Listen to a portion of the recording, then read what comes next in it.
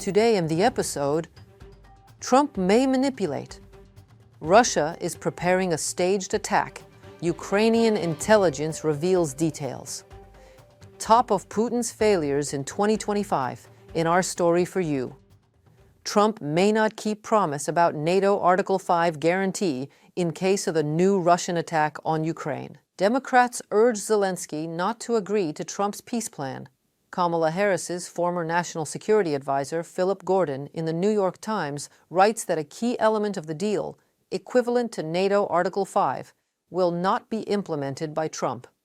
Gordon also notes that the draft of the peace plan would apply to a significant, deliberate, and sustained armed attack by Russia. This formulation would allow Trump to manipulate if he deemed a new Russian attack to be insignificant, accidental, or temporary.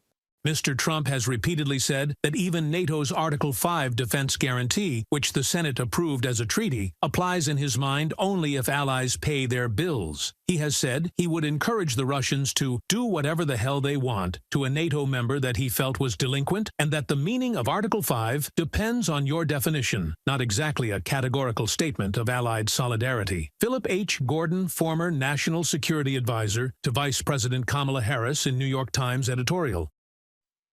According to Mr. Gordon, Zelensky should focus on other guarantees in the peace plan. Elements of such agreement could include access to the over $200 billion in frozen Russian sovereign assets held primarily in Europe, the United States, and Japan. Second, writes Mr. Gordon, Zelensky should also seek a major new U.S. arms package, including Patriot and other air defense systems, long-range missiles, F-16 fighter jets, ammunition, and artillery. Some of this weaponry could be financed with the Russian assets, some by the Europeans and other nations, and some, if Mr. Trump gave the green light, could be funded by Congress.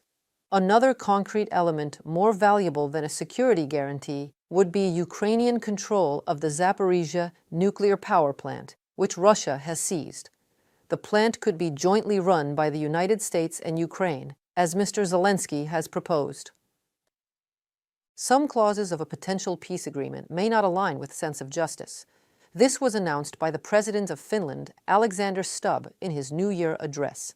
He also confirmed that peace in Europe is now closer than at any time since 2022. But, according to Stubb, the West cannot be sure that Russia is ready for peace. However, we will do everything in our power to ensure that the independence, sovereignty, and territorial integrity of Ukraine will be preserved. Ukraine is part of a free and democratic Europe, now and in the future. We will continue our support for Ukraine. We will keep looking for a solution. Together with our allies, we will make sure that Russia will never again attack one of its neighbors. Alexander Stubb, President of the Republic of Finland. President Volodymyr Zelensky announced a number of important meetings in the coming days. The main topic is the achievement of a just peace. On January 3rd, there will be a meeting of advisors on national security in Ukraine. 15 countries have confirmed their participation. And on January 5th, there will be a meeting of the chiefs of the General Staff of Ukraine. On January 6th, a meeting at the leaders' level will take place. European leaders and the leaders of the Coalition of the Willing. The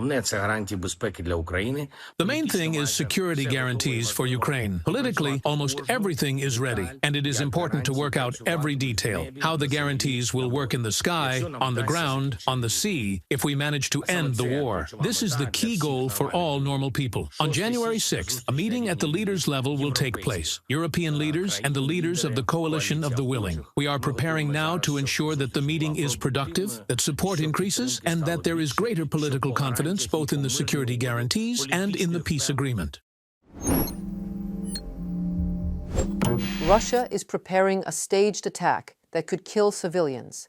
This warning comes from the Foreign Intelligence Service of Ukraine. They says the Kremlin is running a coordinated operation aimed at disrupting peace talks mediated by the United States. The most likely timing for attack is around Christmas, celebrated under the Julian calendar on 7th of January. The possible target could be a church or another highly symbolic site. After the so-called attack on Putin's residence, we are seeing the Kremlin spread new fabricated information as pretexts to prepare Russian and foreign audiences for further escalation. We predict with a high degree of probability a shift from manipulative influence to an armed provocation by Russia's secret services involving significant human casualties. To fabricate evidence of Ukraine's involvement, it is planned to use debris from Western-made strike UAVs, which will be brought to the site of the provocation from the front line. Foreign Intelligence Service of Ukraine on Telegram. The provocation may take place inside Russia or in Ukrainian territories occupied by Russian forces. To falsely blame Ukraine, Russian operatives may plant fragments of Western-made drones brought from the battlefield. This tactic is not new. Russian security services have used false flag attacks before, including against their own citizens. General Staff of Ukraine emphasizes defense forces strike only military targets in Russia and follow international humanitarian law. This is a response to fake claims by the so-called head of occupied Kherson region that Ukrainian forces hit a cafe and a hotel in the occupied village of Korty, alleging 24 deaths. The Ukrainian military says it targets enemy military infrastructure, fuel and energy facilities, and other legitimate objectives, and does not strike civilian sites. Russian propagandists and political leaders repeatedly use disinformation, including false claims about Ukrainian attacks on civilian locations, to influence international partners and derail peace efforts. Russia has intensified strikes on the port city of Odessa, targeting critical export infrastructure and civilian areas. This is reported by the Wall Street Journal. According to the article, Russian forces stepped up drone and missile attacks on Odessa throughout December 2025, damaging port facilities, storage areas, and power grids, and killing and injuring civilians. Odessa is Ukraine's key maritime gateway, handling roughly 90% of the country's agricultural exports and serving as a vital economic artery. Analysts say these attacks aim to choke off Ukraine's export routes and weaken its economy, not just hit military targets, as Moscow claims. Despite the pressure, Ukraine has reinforced protection at ports near Odessa, expanded shelters for port workers, and continues repairs under fire to keep exports moving, according to Alexei Kuleba, Vice Prime Minister for Restoration of Ukraine and Minister for Communities and Territorial Development. Russian troops massively attacked Zaporizhzhia last night. This was one of the most massive attacks on the city. Dozens of houses were damaged. A shopping center caught fire. This was reported by local authorities. A significant part of the Russian targets was destroyed by air defense forces of Ukraine on the approach to the city. This is what made it possible to avoid injuries among residents. Despite massive Russian attacks, noted Zelensky, Ukraine and New Year continue to fight and to recover. Putin cannot deal with the war in Ukraine in reality and creates a fictional reality using propaganda. But all his lie is being ruined by strong facts. Meanwhile, Putin's press secretary Peskov suggests to the West to take the Kremlin's word for it. Ukraine provides evidence of their lies. Video you can see on your screens has worth $500,000. Ukrainian intelligence reveals details of the special operation to save life of the commander of Russian Volunteer Corps, Denys Kapustin, who Kremlin wanted to kill. The video shows work of 2 strike drones. The first one flew into the minibus in which Kapustin really was. The second filmed a burning car where Russian special services believed Kapustin was. So, they paid the Ukrainian intelligence officers $500,000. Top of Putin's failures in 2025. In our next story for you. The head of the main Directorate of Intelligence of the Ministry of Defense of Ukraine, Kirilo Budanov, congratulated the commander of the Russian Volunteer Corps, Denys Kapustin, and the group of scouts who literally led the Russian special services around their finger. Those, according to intelligence data, paid $500,000 for the alleged elimination of Kapustin. As a result, the money was spent, Kapustin is alive, and Russia's special services found themselves in an unenviable position.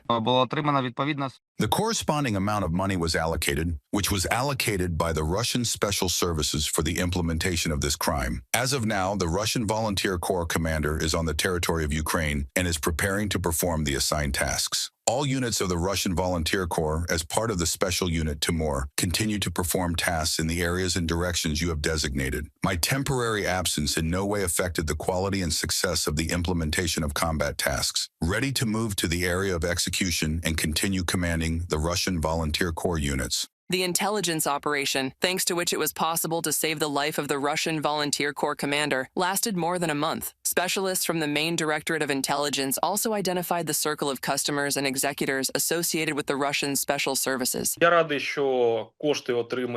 am glad that the money received for the order of your liquidation went to help our struggle, and I wish all of us, and you personally, success. Please return to performing official tasks. They are waiting for you there. Russian propaganda is trying with all its might to show its successes. On 27th December, the Russian Ministry of Defense once again claimed control over Kupiansk and Kharkiv region. The channel of the Russian Ministry of Defense, Zvezda, published several videos with Russian servicemen that were supposed to confirm the city's capture under control. In one of the videos, a group of servicemen is leaving the city. These frames were passed off as capturing the city under control, which even surprised military propagandists. This is seriously used as proof of our control over the city. The exit from the city is used as proof of control of the situation in the city from a publication on a Russian propaganda channel. On 31st December, the Ukrainian armed forces stated, Kupiansk remains under Ukraine's control. Clearing of Russian soldiers is being carried out there, and any Kremlin statements about the alleged liberation of the city are nothing but a parallel reality. Ukrainian President Volodymyr Zelensky also mentioned Kupiansk in his New Year's address. Це гордість бути. This is pride to be the president of such a people, in such a state, which has withstood and reaches any enemy military object and refinery, returns the war to Russia, teaches NATO military what modern drones are, which gives Russia an asymmetric slap and forces Putin to lie that he took Kupiansk 3 times and shot down drones near his residence with his own hands. Putin's lie about the alleged attack on his residence in Novgorod region was refuted by American intelligence. The U.S. CIA concluded that Ukraine did not strike either the Russian dictator Putin or any of his residences in Valdai on the night of 29th December. Russia had used the claim to threaten to harden its stance in negotiations, as thorny issues already appear to be hampering talks to end the war. But it has not presented any clear-cut evidence of the purported drone attack, which it said was aimed at Mr. Putin's residence in the Novgorod region, a rural part of the country. Instead, the finding by U.S. intelligence officials, which was reported earlier by the Wall Street Journal, aligns with the Ukrainians, who adamantly denied the Russians' allegations, from a publication by the New York Times. On 31st December, in his own social network, Truth Social, Donald Trump reposted an article from the New York Post, which says that Putin's statement about the alleged attack on his residence shows that it is Russia that is the obstacle to peace, and that the attack on Valdai did not actually happen, and in the Kremlin it was invented. Reported by Natalia Husak, Volodymyr Shtenhelov, UATV News. 2. That's all for today's News Digest. Stay informed, stay critical. Like the video, subscribe, and share your thoughts in the comments. See you next time.